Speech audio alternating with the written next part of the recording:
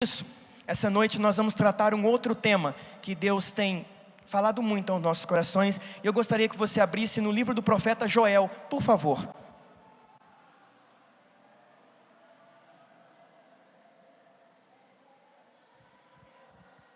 Durante esse tempo Deus tem falado de forma profunda, irmãos, e por que não dizer profética aos nossos corações.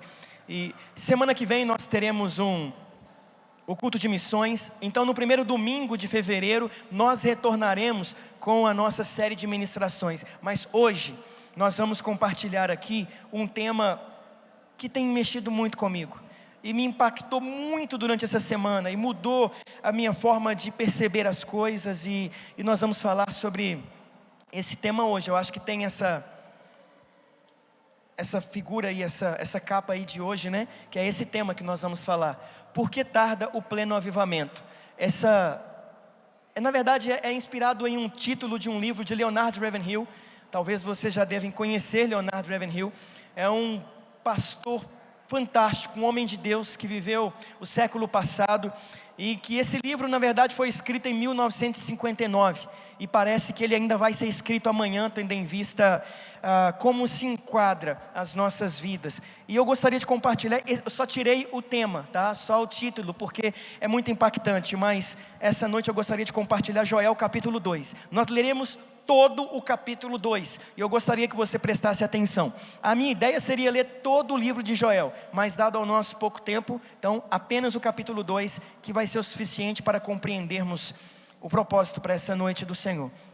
Joel capítulo 2, a partir do verso 1, preste atenção, diz assim: Tocai a trombeta em Sião, e dai o alarme no meu monte santo, tremam todos os moradores da terra, porque o dia do Senhor vem, já está perto. Dia de trevas e de escuridão, dia de nuvens e de trevas espessas, como a alva espalhada sobre os montes, vem um povo grande e poderoso, qual desde o tempo antigo nunca houve, nem depois dele haverá, pelos anos adiante, de geração em geração, diante dele um fogo consome, atrás dele uma chama abrasa, diante dele a terra é como o jardim do Éden, atrás dele um desolado deserto, sim, nada lhe escapará. A sua aparência é como a de cavalos, correm como cavaleiros, como um estrondo de carros sobre os cumes dos montes, vão eles saltando como o ruído da chama do fogo que consome o restolho, como um povo poderoso posto em ordem de combate. Diante dele temem os povos, todos os rostos empalidecem, como valentes correm, como homens de guerra sobem os muros, vai cada um nos seus caminhos e não se desvia da sua fileira, não empurram uns aos outros, cada um marcha sempre em frente, arremetem contra lanças e não se detêm, assaltam a cidade, correm pelos muros, sobem as casas, entram pelas janelas como o ladrão.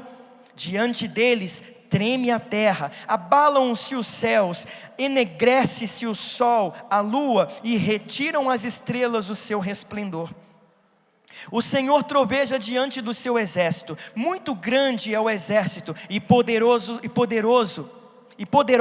são os que executam a sua palavra. O dia do Senhor é grande e muito terrível, quem o poderá suportar?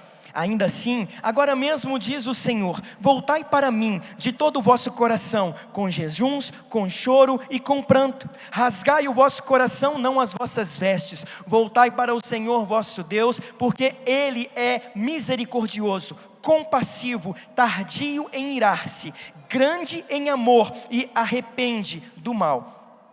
Quem sabe se não se voltará e se arrependerá, e deixará após si uma bênção em oferta de cereais, libação para o Senhor vosso Deus. Tocai a trombeta em Sião, santificai um jejum, proclamai um dia de assembleia solene, congregai o povo, santificai a congregação, ajuntai os anciãos, congregai os filhinhos e os que mamam, saiam o noivo do seu aposento e a noiva do seu leito nupcial.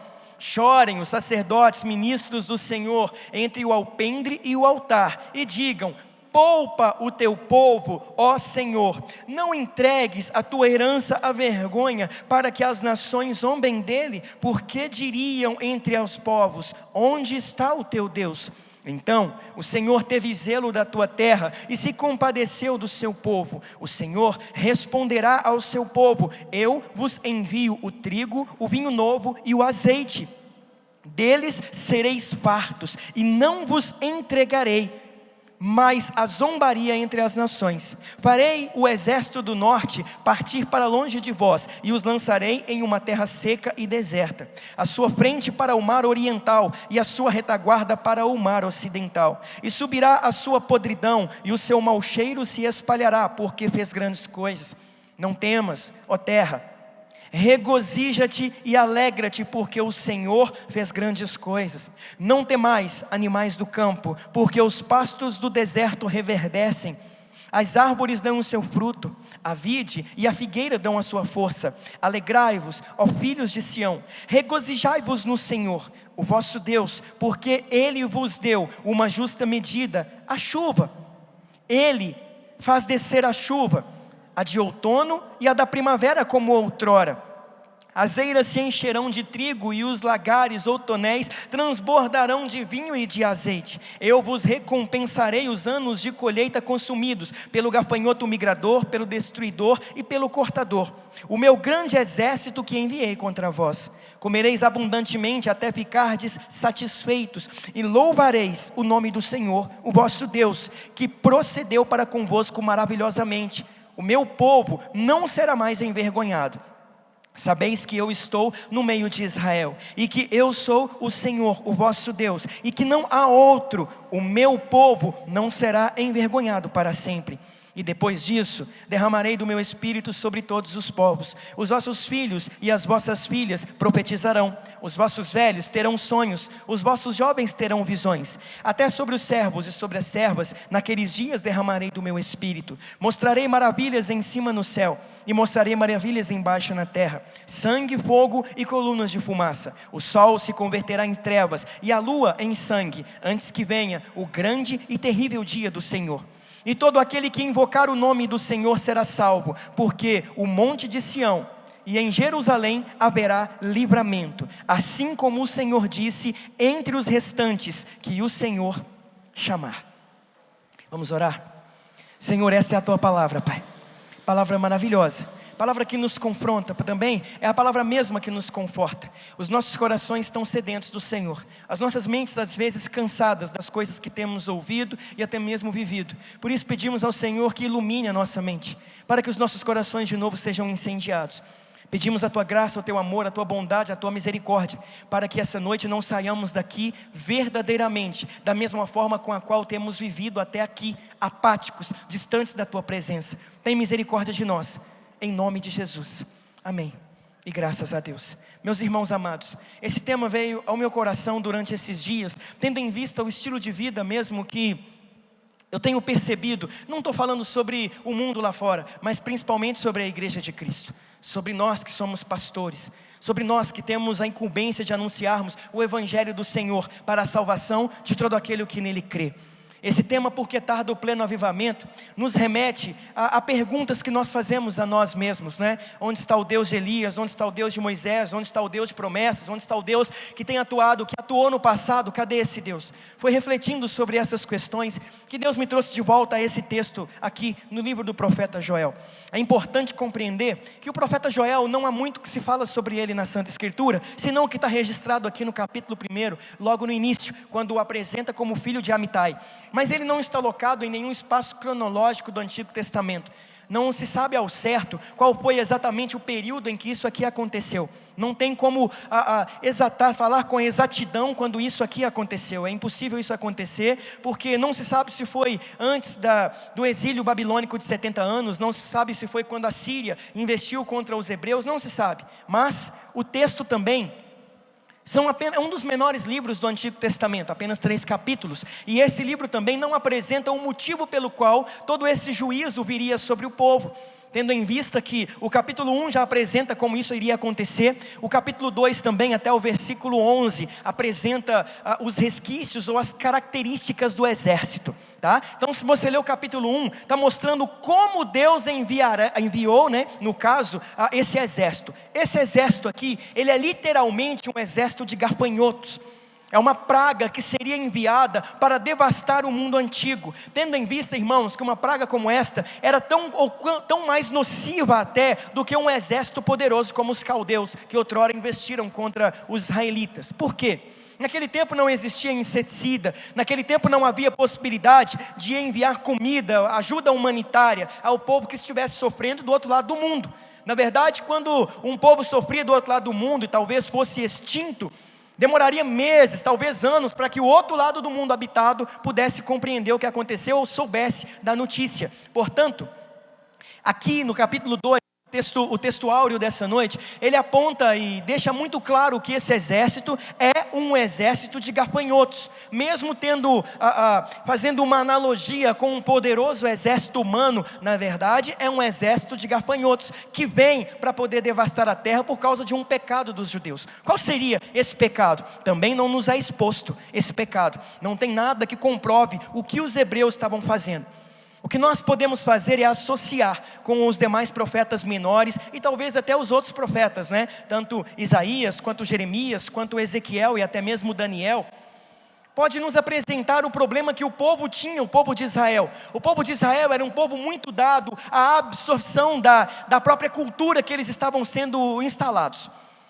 Você que está acompanhando a série de ministrações ali de Gênesis, que nós começamos em Gênesis, você vai observar que Moisés, ele gasta tempo em Gênesis, apresentando a origem das nações, para poder dizer para o povo que vocês vão entrar na terra dessas nações aqui, eles são idólatras, então vocês não podem se contaminar, vocês não podem ser influenciados por esse povo, por essas nações, as quais vocês vão tomar a sua terra. Mas o povo de Israel fez o contrário. O povo de Israel se rendeu, e o povo de Israel começou também, deixou a sua cultura de monoteísmo para poder ser um povo politeísta, um povo que adorava a mais de um Deus. É um povo que, como eu disse pela manhã, era como uma esponja. Eles absorviam tudo que vinha de questões culturais e começavam a fazer. Talvez qualquer semelhança, de fato, não é mera coincidência, porque se ponderarmos a nossa vida nesses dias, ou a igreja de Cristo nesses tempos, também estamos percebendo isso. A ausência de Deus na manifestação, não é? Claro que eu não estou falando de forma a pormenorizar os atributos de Deus, sendo um deles a onipresença. Mas para que você compreenda melhor, Deus está em todos os lugares. Seu atributo, um dos seus atributos incomunicáveis é sim a onipresença. É o poder de estar em todos os lugares ao mesmo tempo. Mas Deus não se manifesta em todos os lugares. Não. E no seio da igreja cristã protestante, vamos falar da igreja cristã brasileira. Não vamos tão longe, não vamos para os outros continentes. Vamos falar aqui da América, vamos falar do Brasil, da América do Sul. Nós vivemos um tempo de muita apatia. Talvez você que está aqui essa noite está sentindo seu coração entristecido, desanimado. Perdeu aquele gozo do primeiro amor. E aí nós começamos a fazer coisas que não agradam ao Senhor. A igreja então, ela começa a pecar contra Deus e ela começa a criar entretenimento. O pastor se torna um showman, se torna alguém que vai fazer peripécias aqui, falar coisas malucas, a fim de que as pessoas venham para a igreja. Nós vamos mudar o aspecto do templo e vamos mudar o estilo do culto. Vamos sair do princípio regulador do culto e entraremos em um sistema cultico que agrade ao público. E com isso nós vamos vivendo um evangelho raso. E às vezes vamos à igreja e cantamos, e rolamos pelo chão, e choramos, e profetiza, e etc e tal. E na semana seguinte já estamos visitando casas noturnas, e terminando um casamento, e terminando um relacionamento promissor na presença do Senhor, porque existe em mim agora o desejo de viver a vida. A igreja hoje, com a sua superficialidade de vida, ela não consegue mais sentir a paz que excede todo o entendimento. E talvez seja esse um dos motivos pelo qual o povo teve que sofrer o que sofreu aqui. Se você ler o capítulo 1, Deus diz assim: eu vou acabar com tudo que é verde em Israel. Eu vou fazer cessar o sol. Não foi só o exército, não. Se você ler o capítulo 1, você vai ver assim, olha, eu vou acabar com as nascentes das águas. Essas questões todas vão cessar para vocês. Por quê, irmãos? O que está acontecendo aqui? Porque nós, como cristãos, como igreja, somos tendenciosos, temos a tendência de pensar que quando estamos relativamente bem, emocionalmente, sentimentalmente e economicamente, nós não precisamos mais tanto assim de Deus. Eu até vou à igreja porque isso já faz parte da minha cultura religiosa. Eu até busco ao Senhor, não, eu acredito em Deus, eu creio na existência de Deus, mas eu já não o tenho mais como o cerne da minha existência. Ele já não é mais o fulcro da minha vida, o sustentáculo, o esteio que me guia. E eu vou então enveredar por algumas filosofias que são completamente contraditórias àquilo que o Senhor me apresenta. Mas eu sou frequentador da igreja, e sendo eu frequentador da igreja, está tudo bem. Deus entende os meus dilemas. Portanto, uma grande praga veio sobre os israelitas, algo que devastou, aqui irmãos, independente do arrependimento, era irrevogável o castigo de Deus sobre o povo. Pense comigo, pense como a igreja tem vivido nesses dias. Vamos pensar agora não no Brasil, vamos pensar na nossa igreja, a nossa congregação local. Oh, como eu amo estar aqui. Como eu amo os nossos estudos bíblicos, as nossas reuniões, os cultos. Ontem o culto de homens, que culto, irmãos! Que palavra foi ministrada sobre as nossas vidas, que tempo maravilhoso. E eu ouvi a mesma coisa sobre o culto das mulheres também. Mas durante esse tempo, irmãos, Deus tem falado ao meu coração: precisamos orar mais. Precisamos ser mais quebrantados. O conhecimento não é suficiente, ele é só uma asa. A luz na mente é essencial, precisamos ter, mas o fogo no coração é que faz com que a luz na mente funcione e seja edificante e relevante. Portanto, ao ler esse texto aqui, o meu coração realmente quebrantou. Eu não tenho condições de fazer uma exposição meticulosa, versículo por versículo, por conta do texto que é grande, o tempo que é um tanto quanto curto. Mas em nome de Jesus, irmãos, esse ano nós vamos ter um culto aqui na igreja de 10 horas da manhã até 10 horas da noite no domingo. Mas nós vamos trazer almoço. Nós vamos almoçar junto, nós vamos tomar café à tarde junto, mas nós vamos ficar de 10 da manhã até 10 da noite, cultuando ao Senhor, tendo confraternização, tendo comunhão. Nós estamos precisando disso no tempo em que estamos vivendo. Pense comigo, a igreja cada vez mais vai se subjetivando. Cada coisa louca, pessoas se acostumaram a ser catequizadas, discipuladas pela internet. Pastores de internet. Então eu estou assistindo um culto em casa. Se essa palavra não se encaixa com o meu perfil ou com o que eu quero ouvir, eu só troco o canal, eu só troco a igreja e continuo assistindo um outro culto. Sabe o que nós estamos vivendo nos dias de hoje? Uma superficialidade na vida espiritual. Portanto, nós não estamos percebendo, 2020 veio a pandemia. Irmão do céu, as postagens em redes sociais dos irmãos que passam grande parte de suas vidas ali, seja para trabalho, ou seja para entretenimento, ou seja porque não tem nada para fazer da vida mesmo. Aí começaram a mudar as postagens na rede social. O Senhor está vindo com juízo.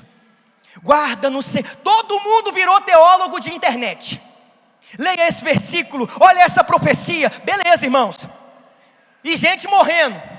E pessoa, morreu fulano perto da minha casa, morreu ciclano, e todo mundo buscando ao Senhor. Só que o tempo passou. Começou a anunciar menos casos de morte e de letalidade. Graças a Deus por isso. Agora as postagens já mudaram de novo. As pessoas estão nas noites. As pessoas estão... Não estou dizendo que é errado viajar, tirar férias, nada disso. Mas o nosso pensamento já mudou. Já não é mais assim, sou dependente do Senhor. Já é assim, o que o Senhor vai me dar hoje? Nós já começamos a mudar, tirar o Senhor do centro de novo, porque a pandemia supostamente está passando. Então a gente começa a voltar àquele estilo de vida. A gente começa a buscar de novo aquilo que engorda o meu ventre. E aí, irmãos, aqui diz a palavra aqui, eu não tenho condições de versículo por versículo, mas do verso 1 ao 11º, é apresentado aqui as características desse exército. As características desse exército de gafanhotos que viria para poder destruir, que veio para poder destruir aquele povo ali. E era um exército tão impressionante que diz aqui a palavra do Senhor, que ele ia diante do Senhor, diante do exército era como o Éden, e atrás era cinza. O mais interessante é que a palavra diz assim, o exército do Senhor. O exército que o Senhor enviou. Foi Deus quem permitiu a assolação dos israelitas naquele período, como Ele também permite as dificuldades que hoje o mundo enfrenta. Conhecer o amor de Deus não tem como ter completude nesse entendimento, se eu não entender também o seu juízo, a sua justiça. Olha em volta, irmão, olha como é que o mundo está. Tem pessoas, alguns ateus dizem assim: olha, cadê Deus para resolver os problemas? Não foi Deus quem criou o problema, foi o homem com o seu pecado, irmãos. E não adianta dizer assim: eu tenho uma vida com Deus, eu vou na igreja de vez em quando, eu até oro de vez em quando. Irmão, um cristão verdadeiro, ele precisa orar no mínimo 1 hora por dia. No mínimo 1 hora por dia é necessário dedicar à oração. Porque nós dedicamos muito mais do que isso nas redes sociais, muito mais do que isso em Netflix. Nós desejamos ser, é como eu disse no início, é como eu disse outro dia, em um grupo que eu enviei lá, os grupos da igreja, uma mensagem. A gente fica aí perguntando: cadê o Deus de Elias para mandar fogo do céu? Cadê o Deus de Elias? Agora a pergunta talvez seria: cadê os Elias de Deus? Porque para o Deus de Elias se manifestar é necessário que existam profetas que tenham a mesma fé, a mesma entrega, mas também as mesmas fragilidades. Deus permite na passagem sobre Elias, lá em 1 Reis, a partir do capítulo 13, nos é apresentada a história desse homem de Deus. Nos apresenta também quando ele foge, atravessa o deserto, beija debaixo do zimbro, pede para si a morte, depois vai para dentro da caverna e fala assim: tira minha vida porque eu não sou melhor do que os meus pais. Deus está dizendo: não existem heróis entre os seres humanos. Existem homens que precisam ter fé, para que o grande Deus atue através de nós. O que falta na igreja? Oração, quebrantamento. O que falta? Sensibilidade para entender o que está acontecendo em volta. Pastor, vamos orar para que não venha a grande tribulação. Vamos orar para que não exista um único líder mundial. Vamos orar para que o anticristo não venha. Não adianta orar por essas coisas, porque é bíblico e vai acontecer. Quando Jesus chama João mais para perto de si, todas as portas do mundo se fecharam para João e ele foi preso na ilha de Pátimos. Deus abre uma porta no céu, leva João para junto dele e apresenta as coisas que deveriam acontecer. Ele diz assim no começo do capítulo 1 do Apocalipse, diz assim: João, escreve em um livro as coisas que dentro em breve hão de acontecer. Não as coisas que talvez aconteçam, não as coisas que possivelmente aconteçam, não as coisas as quais se a igreja orar não vai acontecer. Não, essas coisas vão acontecer. Então a ideia essa noite não é pensarmos assim: como ficaremos livres das coisas que estão por vir. Não. A ideia é pensarmos assim: como enfrentaremos, ou como passaremos pelas coisas que estão por vir. Como estamos lidando com as nossas lutas interior? Como estamos lidando com as afrontas? E, irmãos, eu nunca vi um tempo de pessoas tão oprimidas como nos nossos dias. Por quê? Porque as pessoas os cristãos estão tão oprimidos. Nós recebemos pessoas no gabinete, em sua maioria dizendo: pastor, eu estou tão desanimado. Entristece os nossos corações quando vemos fotos de pessoas que estão nos bares, que estão nas noites. Não, mas eu estava tomando um refrigerante. Mas são lugares que não edificam as nossas vidas, que não nos aproximam do Senhor. Então como é que eu vou conseguir burlar ou passar por cima de toda essa situação que dentro de mim tem me consumido, irmãos? Se eu estou morrendo aqui dentro, se a minha fé está acabando, eu não tenho que simplesmente praticar um suicídio espiritual e ir para lugares onde não serei edificado. Eu preciso buscar a presença do único que pode salvar a minha vida e preencher o vazio existente em mim. E o Senhor, quando permitiu esse exército de gafanhotos aqui na antiguidade, Ele permitiu para que o povo se voltasse para Ele. Ele mostra o poder devastador desse exército, como nós estamos vendo coisas acontecendo pelo mundo afora. Você vai se lembrar comigo aqui no início da pandemia, um grande exército de gafanhotos que invadiu a África. Quem chegou a ver essas notícias? No auge da pandemia, um exército estava na África, migrou da África direto aqui, né? Assim, pela América do Sul, chegou até a Argentina e permeou a entrar no Brasil, mas não chegou a entrar no Brasil. Aí vulcão entrou em erupção, as coisas começaram a acontecer. Meu Deus do céu, agora é Jesus mesmo, agora é Ele. Tem crente que tem tanto medo da volta de Jesus, porque talvez não tenha certeza da sua própria salvação. Pastor, eu prefiro não ter certeza da minha salvação, porque se eu não tiver certeza, eu também não vou dar bobeira. Quando a gente tem certeza demais, a gente fica tranquilo demais. Eu tenho certeza da minha salvação, porque eu sei que não foi eu quem me salvei. Eu tenho certeza da minha salvação, porque eu sei que ela não está assegurada em mim. Eu tenho certeza da minha salvação, porque eu sei que não depende de mim. Porque se dependesse de mim, todos os dias eu acordaria com os pés no inferno. Mas como eu sei que ela foi conquistada e é mantida pelo Cristo na cruz do Calvário, então eu tenho certeza da minha salvação. É o Evangelho do nosso Senhor que nos diz, é a palavra que nos diz isso. Porém, meus irmãos, diante de tanta devastação, de tanta dor, é aqui que está escrito, né? No versículo 4 que fala assim do capítulo 1, você pode olhar comigo? Olha, no versículo 3 do capítulo 1 diz assim, olha, ele está anunciando as coisas que vão acontecer aqui de Joel. Aí ele fala assim: fazei sobre isto uma narração a vossos filhos, e aos filhos de seus netos, e aos filhos deste a outra geração. Olha, o que ficou do gafanhoto cortador, comeu o gafanhoto migrador. O que ficou do migrador, comeu o gafanhoto devorador. E o que ficou do devorador, comeu o destruidor. Despertai bêbados e chorai, gemei sobre todos que bebeis vinho. Gemei por causa do vinho, porque foi tirado da vossa boca. Uma nação poderosa e inumerável veio sobre a minha terra. Os seus dentes são como dentes de leão, e tem presas como de leoa. Essa coisa aqui de cortador, migrador, destruidor, não tem absolutamente nada a ver com dízimo e oferta, mas nada. Passa a milhares de léguas distante desse tipo de tradução, de interpretação. Está falando sobre outro pecado do povo, e é o pecado que provavelmente o pecado do abandono de Deus. Não está falando aqui porque o povo deixou de ofertar, eu vou mandar o gafanhoto para destruir tudo. Não, irmãos, deixa de ser enganado. Tem gente que parece que gosta de ser enganado. Então, já que o pastor, eu saí para trabalhar ontem, o carro furou o pneu, o migrador colou lá em casa. Não é, irmãos, o carro furou o pneu, o carro fura pneu. Pessoas perdem o emprego. Pastor, eu sou o único crente no meu trabalho, eu sou o único que não sou promovido. Por que será? Talvez porque você não tenha a qualificação necessária para isso. Não dá para ser promovido ou desejar o lugar daquele que estudou mais que você, que se esforça mais que você. Tem crente que é complicado, irmão. Quando eu trabalhava numa empresa, eu lembro que só os crentes pediam para folgar na hora extra. E passava vergonha porque chegava, chefe, deixa eu te falar, na minha igreja vai ter um congresso, tá, que eu não posso perder, tem como você me liberar sábado não? Me dava uma vergonha, irmão. Depois esses é os que querem ser promovidos, não entendem que a palavra de Deus, ela é muito mais profunda, tem muito mais a ver com um relacionamento com Deus, e talvez seja isso que estejamos perdendo. Como é que você vai conseguir sobreviver sem Deus? Como é que você consegue deitar? A gente vai ficando tão distante de Deus que a gente deixa de orar, intencionalmente. Não vou nem orar, Deus já sabe que eu estou mal. Deus entende, Senhor, hoje eu não quero conversa não. Hoje eu não quero conversar. Mas como é que você vai sobreviver se você não falar com Ele? É quando nós menos temos vontade de orar, que nós temos que dedicar mais tempo em oração.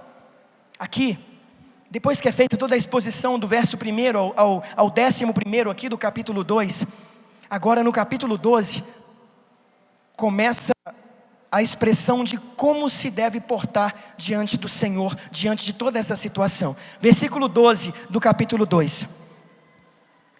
Ainda assim agora mesmo diz o Senhor, voltai para mim, de todo o vosso coração, com jejuns, com choro e com pranto.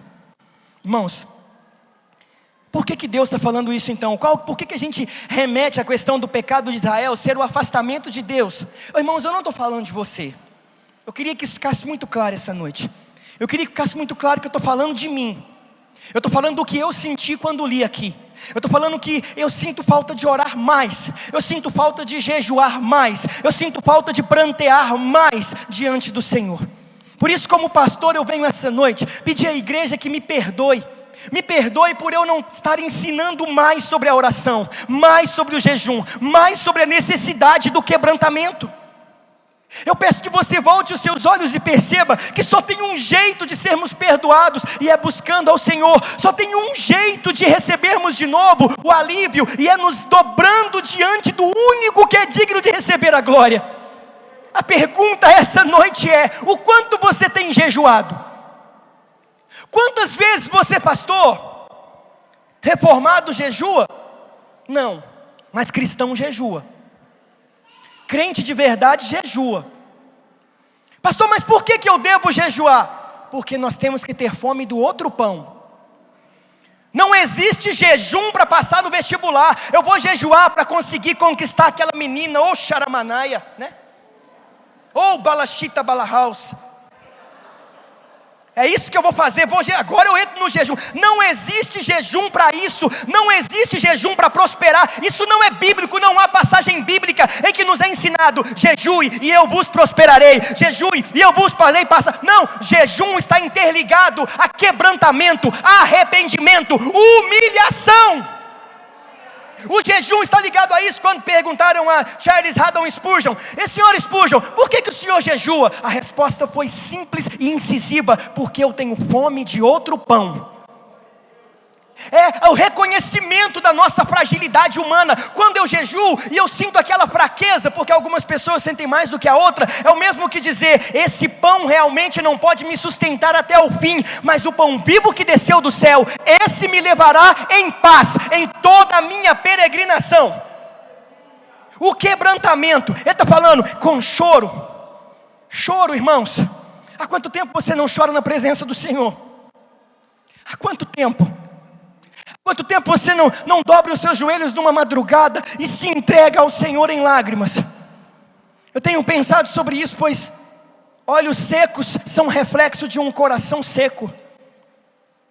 Há quanto tempo não choramos pelo nosso pecado? Nós pecamos, pregamos para o colega de trabalho e ele se converte, e eu digo: Deus está me usando mesmo. Deus é comigo, porque eu tenho feito a obra e tem me abençoado. Eu tenho vivido uma vida de pecado, mas Deus tem me abençoado. Isso, irmãos, nós vamos ver no dia do juízo, quando aqueles chegarem diante dele, como ele mesmo diz no capítulo 7 do Evangelho de Mateus, quando ele faz a exposição do Sermão da Montanha, e dizendo assim: Senhor, eu expulsei demônios em teu nome, eu curei enfermos em teu nome. Ele vai dizer assim: afasta-te de mim, maldito, eu nunca te conheci. Porque ser crente de verdade não está ligado ao poder que eu tenho, não está ligado a dom.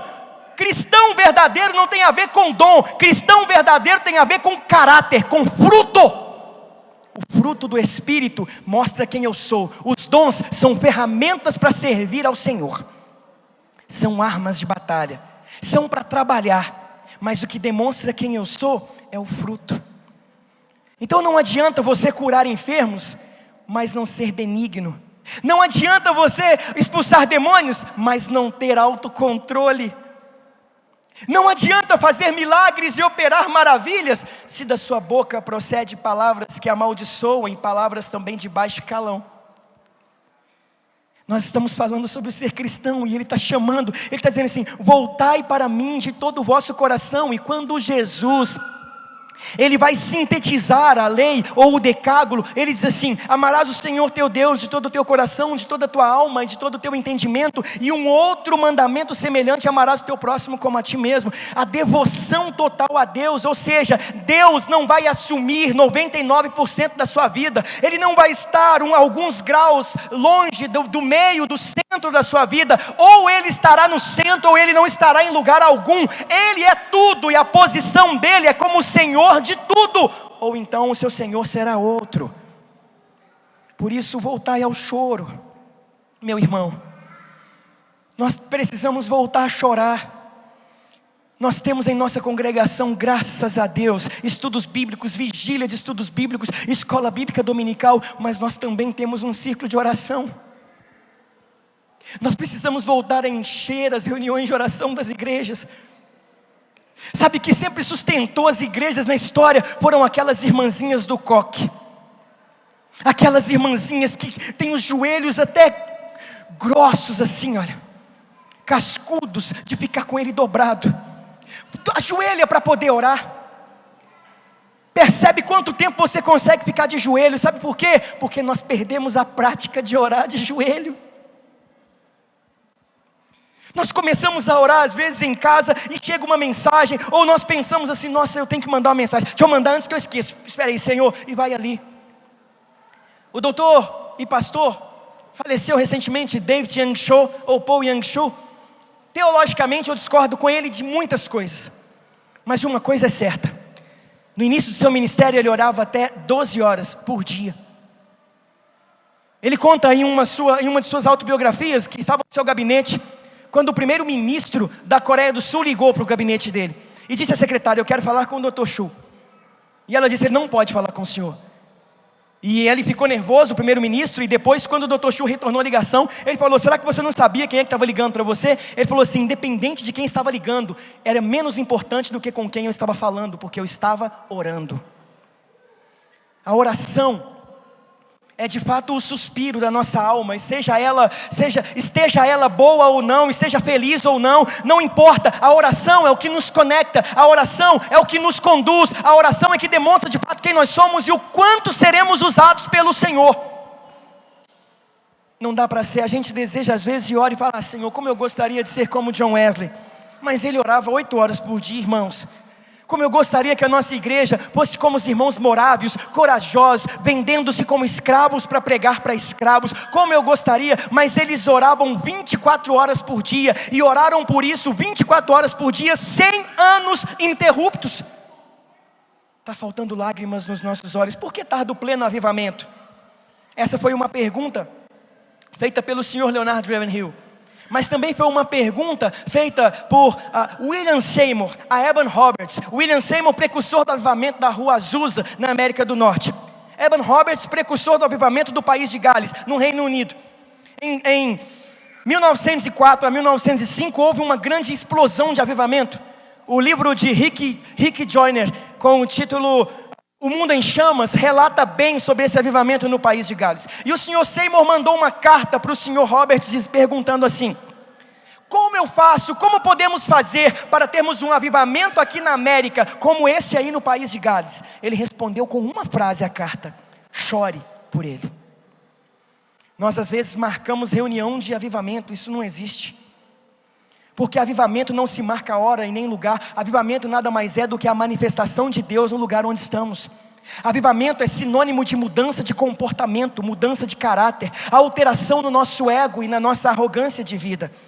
Mas não para por aqui, ele continua dizendo: rasgai o vosso coração, não as vossas vestes. Voltai para o Senhor, o vosso Deus, porque Ele é misericordioso, compassivo, tardio em irar-se, grande em amor, e se arrepende do mal.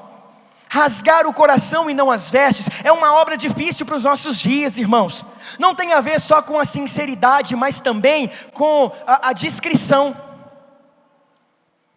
Nós hoje não somos uma igreja que queremos ser discretos. Nós queremos os holofotes, irmãos. Nós queremos reconhecimento. O pastor, ele quer ser reconhecido. Ele quer pregar em grandes igrejas, em grandes congressos.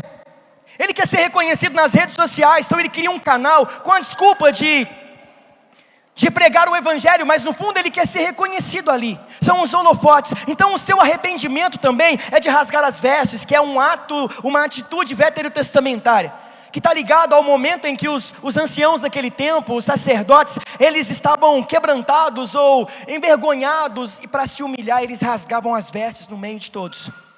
E ali todos viam que alguma coisa está acontecendo. Um exemplo disso é Mardoqueu, quando chega com poeira sobre a cabeça e as vestes rasgadas, diante do palácio do rei Assuero, para falar com a sua sobrinha Esther. Então rasgar o coração é diferente disso. Rasgar o coração, quem vê é só Deus. Quem quer rasgar o coração? A gente não quer.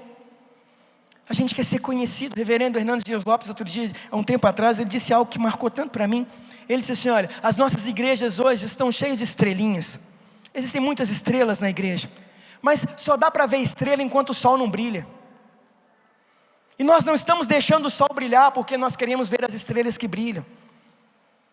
Mas quando o sol da justiça brilha no centro do céu, não há espaço para nenhuma estrelinha mostrar o seu brilho. Sabe o que isso quer dizer? Nós como igreja aqui, nós não precisamos ser reconhecidos. Nós não precisamos colocar adesivos nos carros. Nós não precisamos que as pessoas digam assim: vamos lá na Igreja Batista em Cristo, porque aconteceu isso. Não, nós só precisamos que as pessoas entrem e sequer saibam que estão aqui na Igreja Batista em Cristo, e que um dia na sua história de vida, talvez elas compartilhem com alguém assim: nossa, eu conhecia Jesus numa igreja. Que igreja que é? Não, eu não sei qual igreja, mas eu conheço o Jesus que essa igreja serve. A questão não é, eu conheço, eu ouvi o pastor, eu quero conhecer o pastor. Não, eu quero conhecer o Deus que esse pastor serve. Eu sequer me lembro o nome do pastor, mas eu não esqueço de jeito nenhum do Jesus que ele falava. É disso que se trata o evangelho, quebrantamento, rasgar o coração. Mas quem quer isso? Nós queremos os nossos nomes ali, e Jesus diz assim: olha, você quer aprender a orar? Então entra no seu quarto, fala com o seu pai em secreto, e o seu pai em secreto te recompensará. Tudo que o Senhor nos chama a fazer é em secreto. Talvez um dos homens, talvez não, dito por Cristo, o homem mais nascido de mulher, o mais proeminente, João Batista, ele disse assim: importa que eu diminua, para que ele cresça em mim. Irmãos queridos, o chamado nessa manhã é ao despertamento para o arrependimento. Quando fala aqui que Deus se arrepende do mal que iria fazer, nós já ensinamos isso na série de estudos. É uma linguagem, é antropopatismo, é uma linguagem que coloca Deus na compreensão do ser humano, no nível de compreensão intelectual, para que nós possamos interpretar o que Ele quer dizer. Mas não é aquele arrependimento assim, que esse povo, não. Esse arrependimento é o mesmo que Deus deixa de fazer o mal que outrora faria, porque o povo se arrependeu. Mas perceba que o chamado ao arrependimento aqui, ele é muito profundo. Versículo 14: quem sabe se não voltará e se arrependerá, e deixará após si uma bênção, em oferta de cereais e libação para o Senhor, o vosso Deus. Oferta de cereais e libação, culto diário. Sacrifício diário é o que os judeus faziam todos os dias. O sacrifício animal era um animal que era levado para dentro do Santo dos Santos, segundo o escritor da carta aos Hebreus. Uma vez por ano o sumo sacerdote levava o animal ali, matava o animal, espargia o sangue sobre o propiciatório e orava por arrependimento pelo perdão dos pecados do povo. O sacrifício diário, toda a nação trazia o cereal e a oferta de libação. Libação é a oferta derramada. Era natural eles pegarem água e derramar sobre o altar, porque a água é valiosa no deserto. Portanto, quando os gafanhotos vieram, os gafanhotos acabaram com o cereal. Quando o sol veio a pique e se aqueceu demais, as fontes das águas se secaram. O que aconteceu com isso? O culto diário acabou. Quando o culto diário acaba, o povo para de ter contato com o Senhor. O culto era forma de expressão de gratidão e de louvor a um Deus que está acima de todas as coisas. Portanto, se eu não tenho mais o cereal, e se eu não tenho mais a água ou o líquido para derramar no altar, a libação, então também não tem culto. Se não tem culto, então os judeus se sentiam vulneráveis aos inimigos que estão à sua volta. Por isso o Senhor, Ele fala aqui: quem sabe se não se voltará e se arrependerá, e deixará após si bênção em ofertas de cereais e libação ao Senhor vosso Deus. O desejo do povo era voltar a cultuar. O nosso desejo hoje é poder ficar em casa. É que os cultos talvez sejam cancelados. Hoje, o pastor Leonardo compartilhou conosco uma foto de uma igreja de determinada denominação à venda. Não a igreja, o templo. O templo está à venda. E na descrição ele colocou lá, a pessoa que fez o comentário, colocando lá: olha só, jovens pastores não querem mais assumir o seu chamado. A igreja fechou, e uma igreja conhecida, uma igreja até ramificada, ela fechou porque a igreja não tinha mais condições sequer de manter o pastor. Eu não tinha ninguém mais para substituir o pastor. Houve um êxodo, as pessoas estão evadindo das igrejas. A igreja, irmão, não é lugar para receber bênção. Igreja não é o fim do arco-íris, onde você vai encontrar o pote de ouro. Não há problema de orar para ser abençoado na igreja, não. Mas a igreja é lugar de oferecer culto a Deus. Se formos abençoados, é um motivo de riso, é um motivo de alegria. Mas a centralidade da reunião congregacional está em colocar Cristo como Senhor da igreja, e cultuar a Ele, e cantar a Ele, e louvar a Ele, e bendizer somente a Ele. O que acontece no meio disso é graça. É graça. E graça tem que ter preço. Porque a graça barata é o evangelho sem cruz. A graça preciosa sempre custa a vida de alguém. Já dizia Dietrich Bonhoeffer, mártir na Segunda Guerra Mundial. O que é esse preço? Não estou falando de salvação, não estou falando de preço salvífico. Eu estou falando sobre dedicação, contemplação. Eu estou falando sobre o namorado deixar de ter relação sexual com a namorada. Eu estou falando de você deixar de buscar as coisas erradas fora do casamento. Eu estou falando de dedicar mais horas de oração. A gente quer ver a vida mudar, mas a gente não muda a nossa vida. A gente quer ver uma igreja cheia do Espírito Santo, mas a gente não ora mais. O círculo de oração fica vazio. A gente quer uma igreja que conheça o Senhor, mas a escola bíblica dominical, nós temos 10% do número de congregados na escola bíblica dominical. Como é que nós vamos ver um avivamento, irmãos? Avivamento não são músicas bonitas, irmãos, não são. Não. Avivamento pode produzir músicas, pode produzir coisas, mas avivamento não se limita a chegar aqui e ficar uou, não. O culto é racional, é compreendido. O culto eu entendo o que eu canto, eu entendo o que eu prego, eu entendo o que eu estou orando, eu entendo o que Deus está falando. Ele tem que ter luz na mente, mas tem que ter fogo no coração. O culto, irmãos, é tudo que eu posso oferecer ao Senhor. Afinal, o que eu daria ao Senhor? Aqui ele está dizendo como é que nós temos que arrepender. Aí ele diz assim, olha, tocai a trombeta em Sião, santificai um jejum, proclamai um dia de assembleia solene, congregai o povo, santificai a congregação, ajuntai os anciãos, congregai os filhinhos e os que mamam, saiam novo do seu tálamo e a noiva do seu quarto nupcial. A conclamação aqui é radical. Deus está chamando o povo para um avivamento, para um despertamento radical, mediante um arrependimento radical. Tocar a trombeta tinha dois aspectos. Quando tocava a trombeta em cima do muro, é porque um exército se aproximava, um exército inimigo. Então avisava para que o exército local se preparasse, para que o povo se abrigasse. Mas quando tocava no átrio da casa do Senhor, era uma conclamação ao jejum e à oração. Essa conclamação aqui ela é tão séria, porque diz assim, congregai o povo, santificai a congregação, ajuntai os anciãos, congregai os filhinhos, os que mamam. Olha isso aqui. Vai ter jejum. O profeta amando do Senhor, porque profeta é aquele que traz as coisas de Deus ao povo, sacerdote é aquele que leva as coisas do povo para Deus. O profeta está dizendo assim, vai ter jejum. Traz os que mamam, porque eles não vão mamar também não. Traz os filhos pequenos, eles também não vão comer. Não precisa trazer para o culto danoninho e biscoito para o seu filho para entreter ele não, porque ele não vai poder não. Vai todo mundo jejuar, vai todo mundo, desde o que mama até os velhos. Aqueles que vêm de bengala também vão jejuar. Mas quanto a esses aí não há problema, porque são os anciãos que às vezes sustentam uma congregação. Eles já sabem o que é necessário, eles já viveram, já tropeçaram, já se levantaram em Cristo Jesus. Eles vêm com alegria para poder devotar ao Senhor um tempo de consagração. Somos nós, os mais jovens, que temos dificuldade para poder entender que esse é o tempo do Senhor. Nós não ensinamos os nossos filhos essas coisas. Você tem filho aí, você já ensinou seu filho a jejuar? Você já ensinou seu filho que dentro da igreja não é lugar de fazer lanche? É 1h40, 2 horas de culto, tem que trazer uma cesta de piquenique para o menino comer.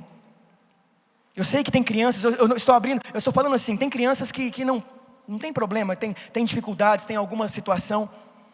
Mas irmão, não entra na minha cabeça quando eu subo aqui às vezes a escada na hora do louvor e tem menino chutando tampinha em cima ali no 2º andar, sentado na escada esperando passar o louvor para poder subir para a salinha.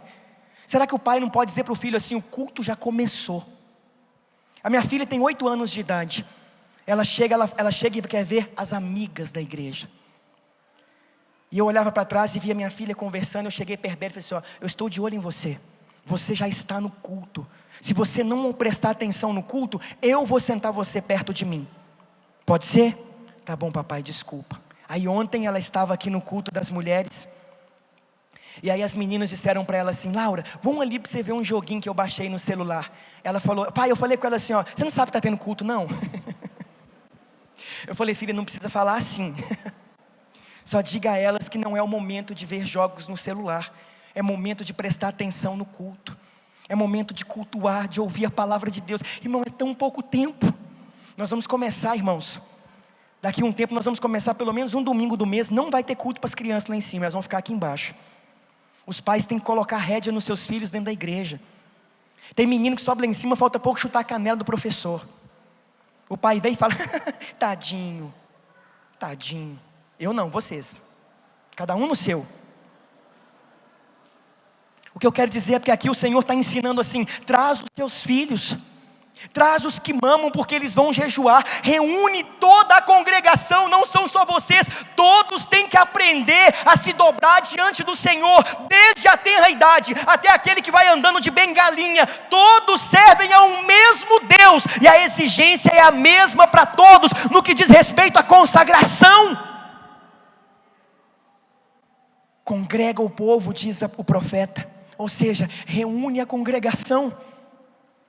No versículo 17 agora, ele chama os sacerdotes a algo profundo. Chorem os sacerdotes, ministros do Senhor, entre o alpendre e o altar, e digam: poupa o teu povo, ó Senhor, não entregues a tua herança à vergonha, para que as nações zombem dele, porque diriam entre as nações: onde está o teu Deus? Irmãos amados, esse é o papel do profeta, esse é o papel do sacerdote. Chorar diante do Senhor pela igreja, e é o que o meu coração tem ardido todos os dias. Todos os dias nós estamos vendo pessoas, irmãos, nesse livro, eu me lembro de ter lido nesse livro um dado do Leonard Ravenhill, que ele diz assim: em 1959, a cada hora 85 pessoas morriam no mundo sem conhecer Jesus. Em 1959. Hoje o mundo tem mais de 7,5 bilhões de habitantes. Quantas pessoas estão morrendo sem conhecer Jesus? Você chora por essas pessoas? Você chora por eles, pastor Velber? Pastor Velber, você chora, Vitor, por eles? Nós choramos ainda pelos perdidos? Às vezes nós não choramos, nós criamos estratégias, mas Deus não unge projetos, Deus unge pessoas.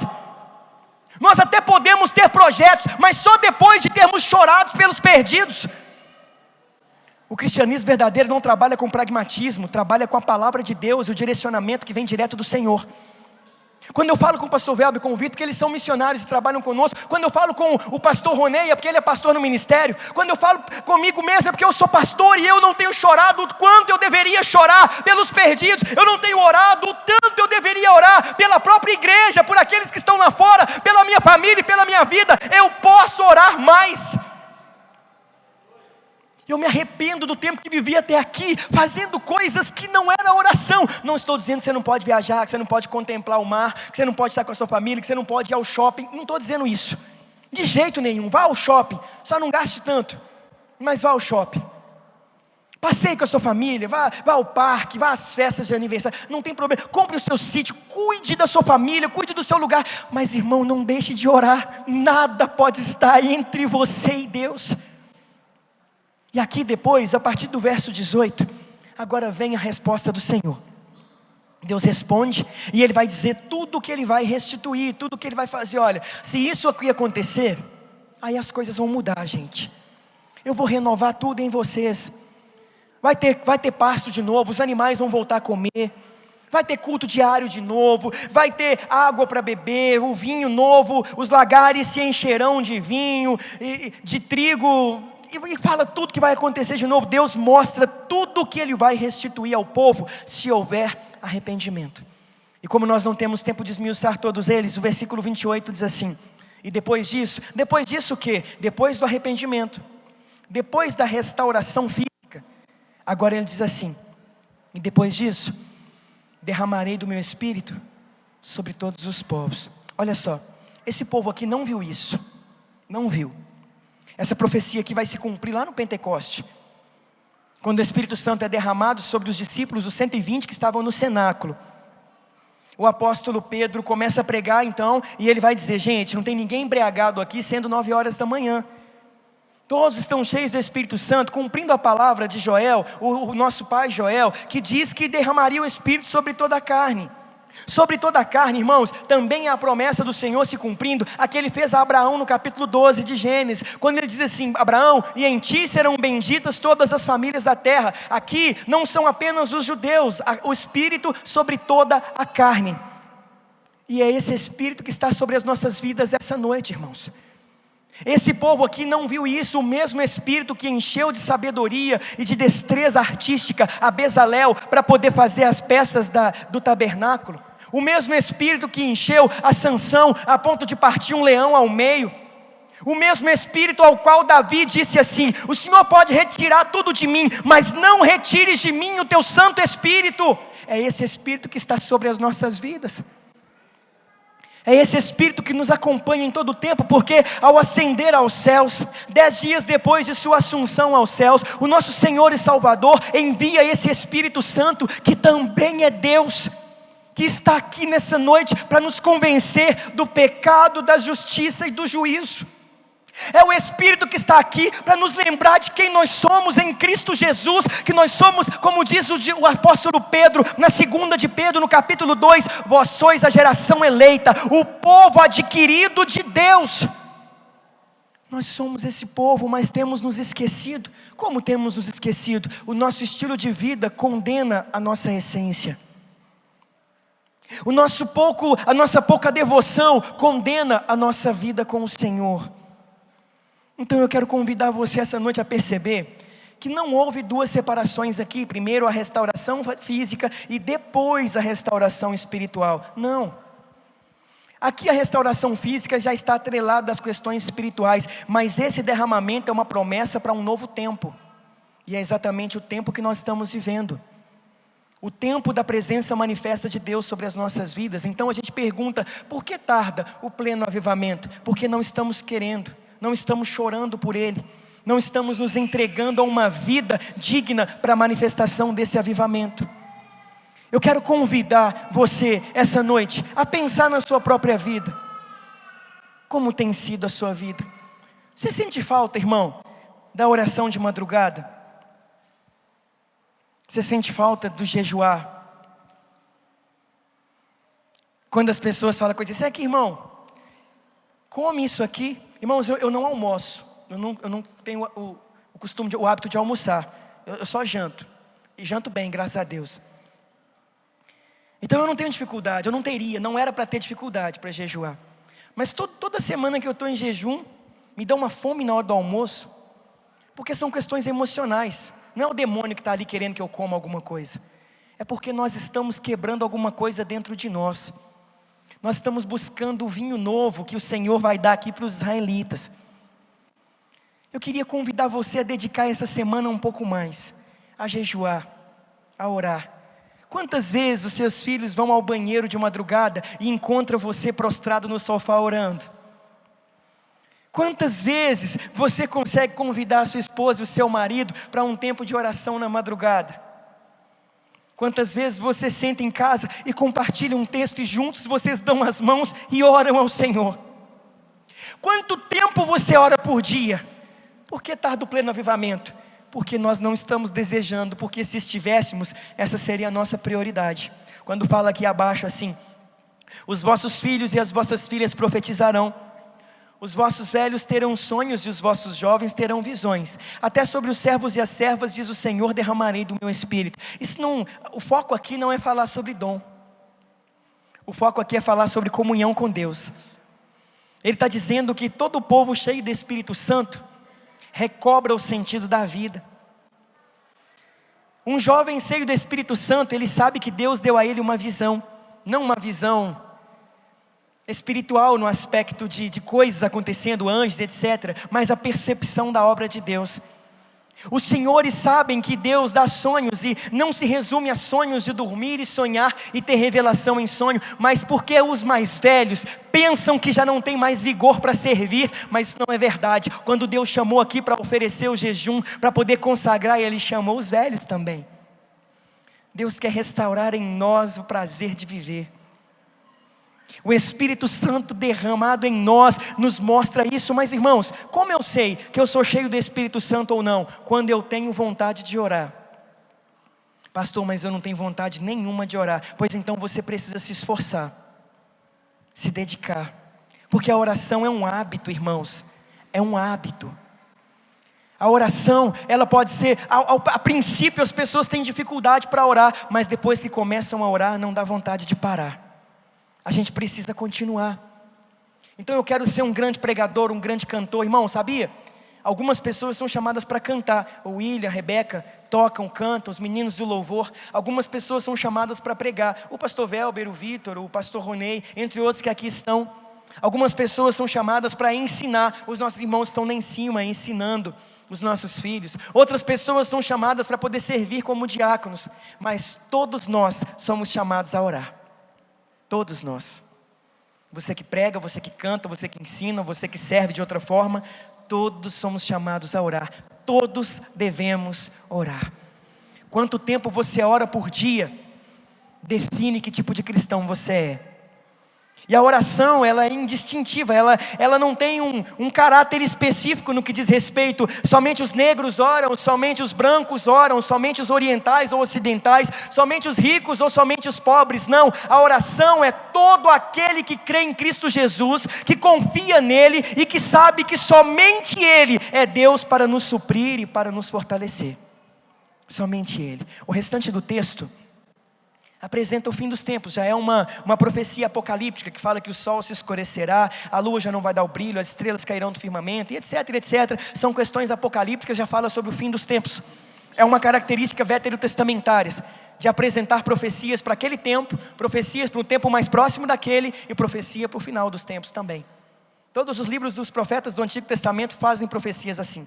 E às vezes elas se entrelaçam e nos confundem um pouco na interpretação. Mas todas elas estão relacionadas ao dia do Senhor. Portanto, meus irmãos amados, essa noite é uma noite de restauração.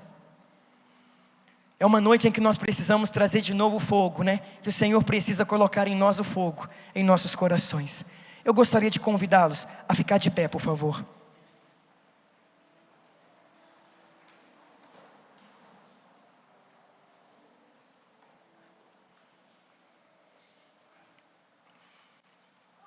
Às vezes é tão bom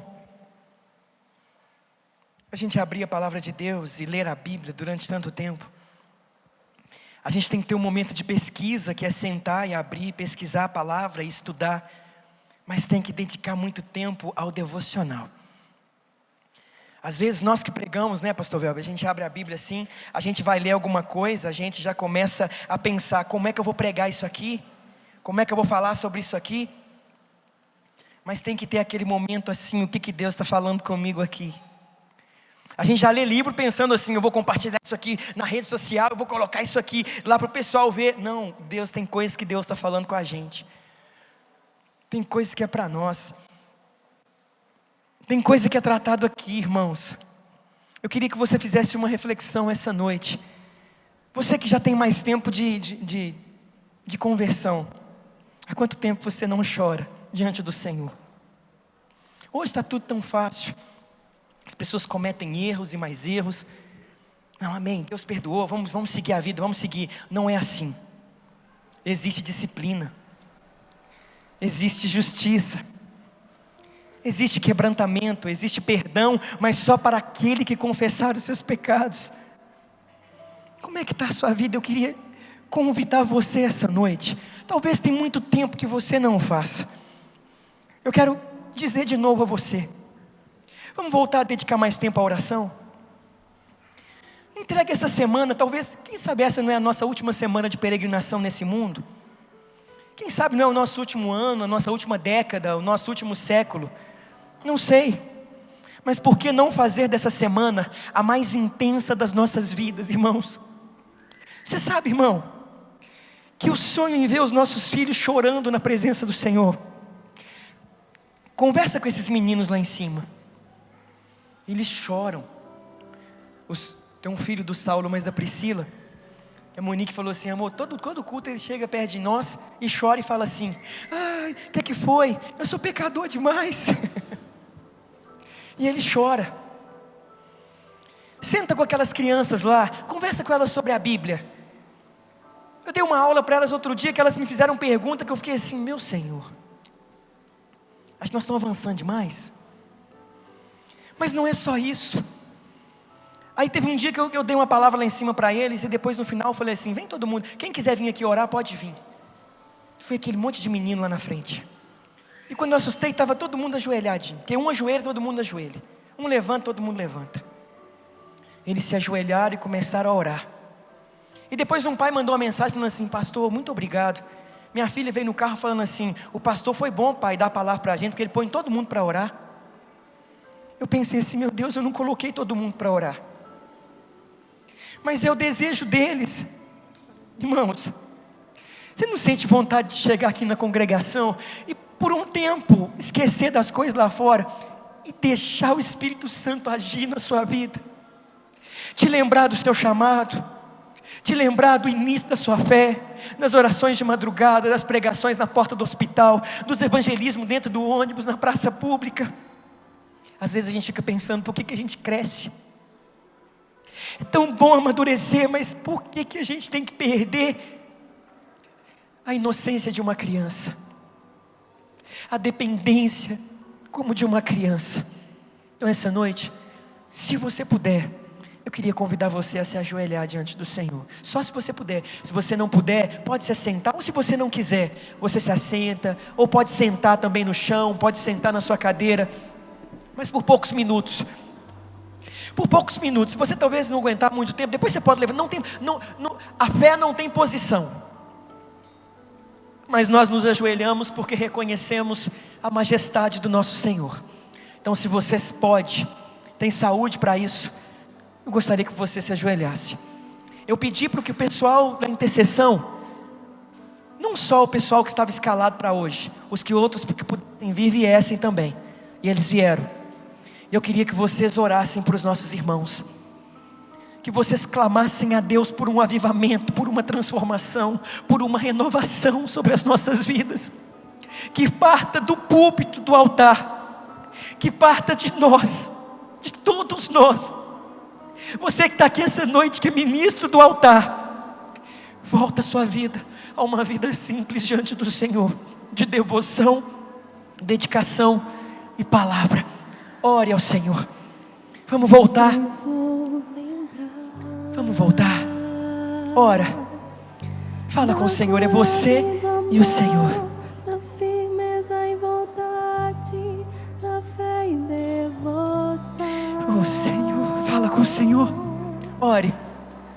Da igreja do tempo de Paulo, de Oh Jesus, João. diante da tua presença agora está a tua igreja, Pai. Há muito tempo muitos de nós não dobrávamos os joelhos, mas esse é um marco de um novo tempo de quebrantamento sobre as nossas vidas. Enche os nossos corações para que os nossos olhos voltem a ter lágrimas. Ilumine a nossa mente para que o nosso coração saiba de novo quem é o Senhor. Eu queria ver a bravura dos santos em plena arena, enfrentando os leões. Quanto mais a sua família começa a ser tocada quando nós dobramos os nossos joelhos e clamamos ao Senhor. Dos nossos irmãos, clamar por uma igreja viva. Sobre o sangue tombaram nas ruas, levaram o céu, a vitória nas mãos. Oh Senhor, a oração dessa noite é que haja quebrantamento, que haja desejo pela tua presença, que haja lágrimas pelos perdidos, que a manifestação da tua presença marque as nossas vidas de novo. Renova o nosso relacionamento com o Senhor. Restaura a nossa vida diante da tua presença, Pai. Reaviva a tua igreja de novo. Arde de nós a chama de novo. Em cada um dos ministros de altar que aqui estão, em cada servo do Senhor que se reúne aqui essa noite, que a tua presença se manifeste, ardendo os corações, curando a alma ferida, trazendo de novo a vontade de viver. Oh meu Deus, reaviva a tua igreja de novo. Ore. Senhor, aviva a tua obra no meio dos anos, e no meio dos anos faze-a conhecida, Pai. Restaura a vida de cada um de nós que está aqui, restaura a nossa comunhão com o Senhor, transforma os nossos corações, transborda as nossas vidas essa noite, em nome de Jesus. Você pode se colocar de pé no seu lugar, meu irmão? Coloque-se de pé no seu lugar. Santos em plena arena, enfrentando os leões. Quanto mais a Irmãos, fogueira queimava, mais subia o louvor. às vezes dobramos os joelhos e às vezes temos que nos colocar de pé. Eu queria que nós levantássemos um clamor essa noite. Queria, se pudesse vir aqui à frente, por favor, eu gostaria de chamar aqui o pastor Ricardo. O pastor Ricardo está aí? Queria que o pastor Ricardo viesse aqui, por favor. Não sei se você sabe, mas um dos irmãos que trabalha conosco aqui na igreja é um dos pastores também da nossa congregação. É o pastor Ricardo. Pastor Ricardo Silva. O pastor Ricardo Silva está enfrentando um dos momentos mais difíceis da vida dele. Há pouco tempo ele perdeu a irmã, ficou com o sobrinho cuidando. E a mãe dele está numa situação muito difícil. E todo o restante da família enfrenta situações que são difíceis. E eu gostaria muito que nós orássemos pela vida do pastor Ricardo hoje. São tantas coisas que nós temos enfrentado, irmãos, que às vezes a gente não consegue dar uma olhada para o lado e perceber algumas coisas que vêm acontecendo na vida dos nossos irmãos. Sabe, essa música que nós estamos cantando, ela conta um pouco da história dos irmãos que perderam a vida ou que foram mártires dentro do Coliseu. Eles faziam assim lá, ó, desse jeito. Homens como Eusébio de Cesareia compartilharam isso, John Fox. E enquanto eles estavam assim, um olhava para o outro e falava assim: não nega, não para. E eles começavam a cantar e de repente vinha um leão e pegava um filho, pegava um marido, pegava uma esposa. Ou vinha um gladiador e trespassava com uma lança ou com uma espada. E eles falavam assim um com o outro: não nega, não para agora, porque nós seremos recebidos pelo Senhor dentro de pouco. Às vezes a gente tem que segurar assim no braço do irmão e dizer para ele: não para, não desiste. Você não está sozinho, a gente está junto na mesma batalha, com o mesmo Senhor.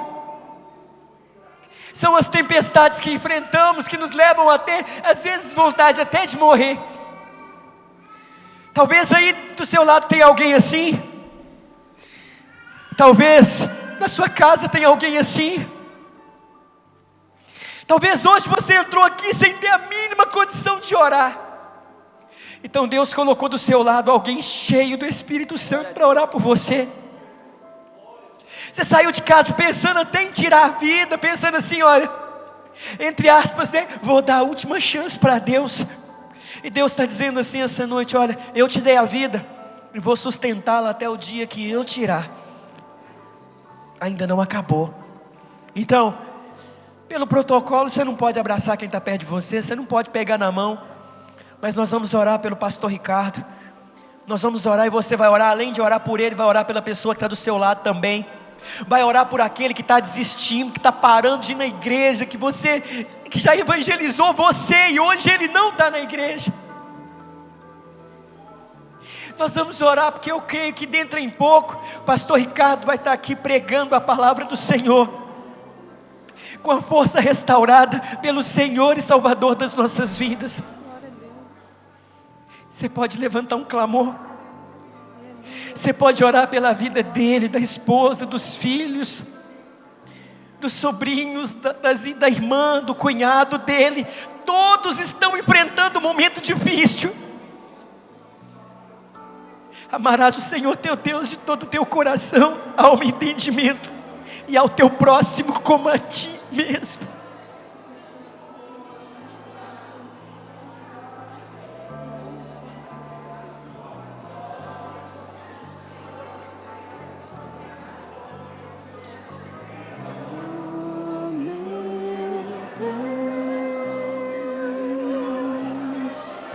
Reviva a tua igreja de novo, faz a chama arder neste povo, como foram os primeiros cristãos.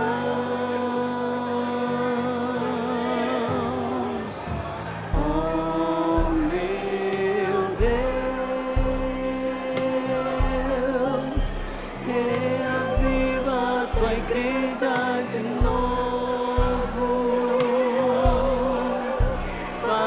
a chama arder neste povo,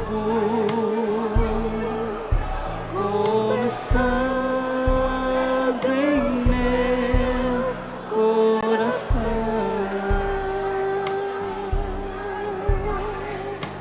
Oh meu Deus, reaviva a tua igreja de novo, faz a chama arder neste povo, como foram os primeiros cristãos. Oh meu Deus, reaviva a tua igreja de novo, faz a chama arder neste povo, começando em meu coração.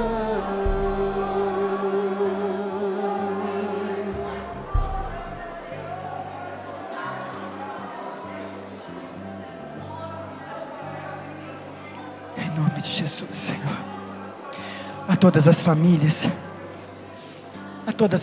da tua igreja que hoje estejam enfrentando problemas, nós colocamos além da vida do pastor Ricardo, a vida das famílias de todas as igrejas dessa avenida, da região do Barreiro. Pai, traz o escape, traz o escape. Manifesta a tua presença, porque na tua presença nós sabemos que não vamos titubear. Renova a força do cansado e sem vigor, fortalece os joelhos que estão trementes e as mãos que estão vacilando. Muda a mente, restaura o coração, restaura o desejo de viver todos os dias.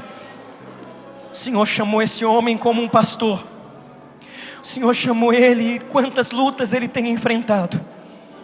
Coloca do lado dele muitas pessoas, irmãos, a igreja do Senhor, para caminhar, para orar, para olhar nos olhos uns dos outros e dizer que não vamos desistir.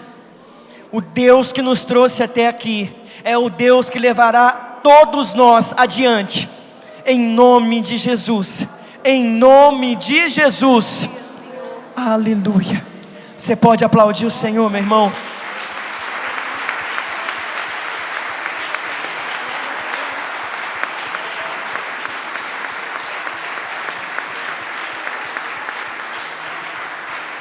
Glória a Deus.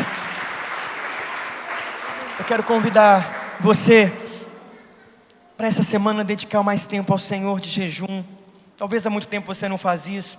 Se você tiver dúvida, eu vou ver se eu consigo disponibilizar nos grupos da igreja como isso é bíblico, como funciona. Vamos dedicar tempo em oração pela manhã. Eu pedi autorização a Simone, peço a Eliane também. Nossa reunião de oração na sexta-feira, na próxima sexta, nós vamos estar aqui.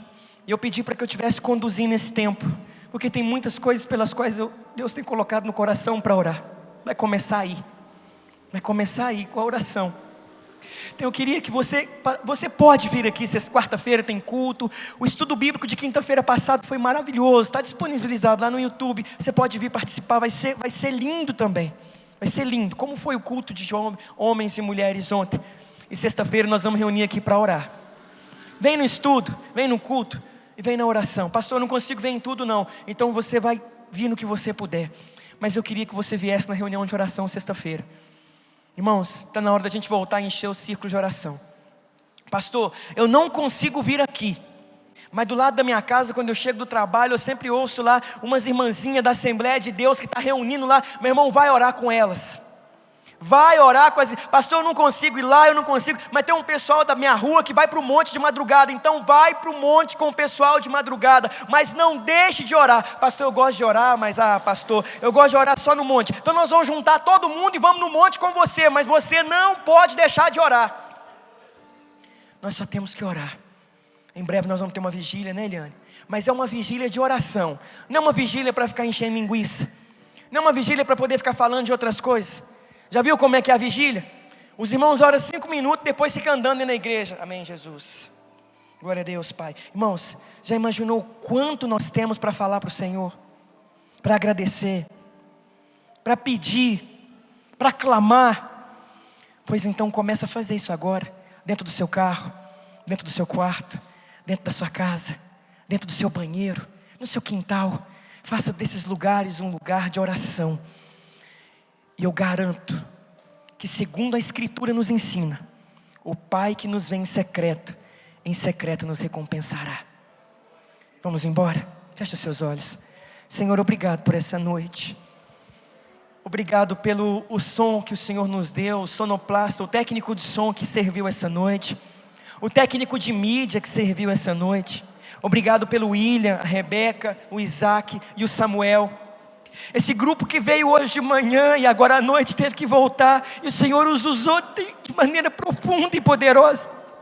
Obrigado pelos nossos diáconos tão amáveis, tão amados, que nos servem de forma tão honrosa. Obrigado pelos nossos irmãos e irmãs que estão servindo as nossas crianças lá em cima, ensinando-as a palavra da verdade.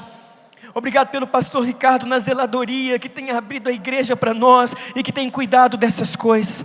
Obrigado por cada intercessor, por cada irmão e irmã que se posicionou para orar pela congregação, pelas nossas vidas, pela nossa liderança. Obrigado pela tua presença em preparar tudo para que nós o louvássemos essa noite. Obrigado pela tua palavra que nos liberta, nos confronta e nos conforta. Obrigado por ser o nosso Deus, Pai amado. Obrigado por nos dar esperança, por trazer alegria dentro de nós de novo. Agora pedimos ao Senhor, se é que podemos ainda pedir algo, leva-nos em paz para as nossas casas. Oh Senhor, nos dê a melhor semana das nossas vidas até aqui. Nos dê uma semana de dedicação, nos dê uma semana de consagração, nos dê uma semana de aprendizado, de confronto e de conforto no Senhor.